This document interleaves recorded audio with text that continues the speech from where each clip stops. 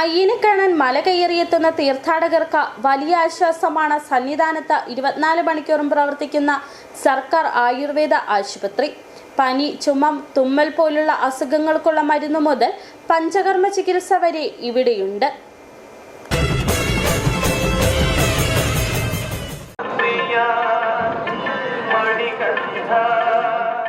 മല കയറി എത്തുമ്പോഴുണ്ടാകുന്ന ദേഹവേദന, കാൽകഴപ്പ്, ഉളുക്ക് പോലുള്ളവയ്ക്ക് പഞ്ചകർമ്മ തെറാപ്പിയിലൂടെ വേഗം ആശ്വാസം ലഭിക്കുമെന്ന ആശുപത്രിയുടെ ചുമതലയുള്ള medical officer doctor VK Vinod Kumar പറയുന്നു.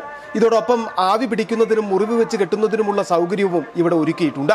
വലിയ നടപ്പന്തലിന്റെ തുടക്കത്തിലായി ആരോഗ്യവകുപ്പിന്റെ ആശുപത്രിക്ക് എതിർവശത്തായാണ് ആയുർവേദ ആശുപത്രിയും സ്ഥിതി ചെയ്യുന്നത്.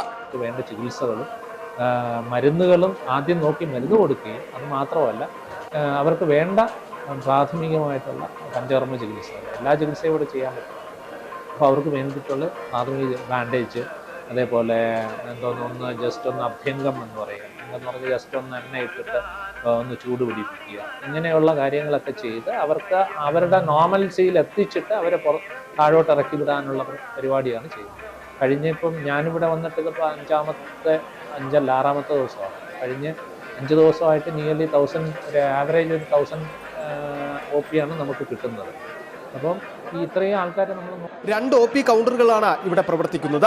വകുപ്പിൽ നിന്നുള്ള 5 നാഷണൽ ആയുഷ് മിഷനിൽ നിന്നുള്ള 2 ഡോക്ടർമാരും ഇവിടെ സേവനത്തിലുണ്ട്.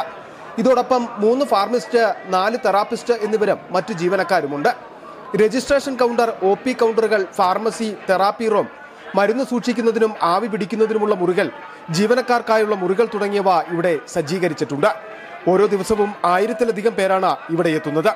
തീർത്ഥാടകരോടൊപ്പം സന്നിധാനത്ത് ഡ്യൂട്ടിക്കെത്തുന്ന ഉദ്യോഗസ്ഥരും ഏറ്റവും കൂടുതൽ ആശ്രയിക്കുന്നത് ആയുർവേദ ആശുപത്രിയെ തന്നെ.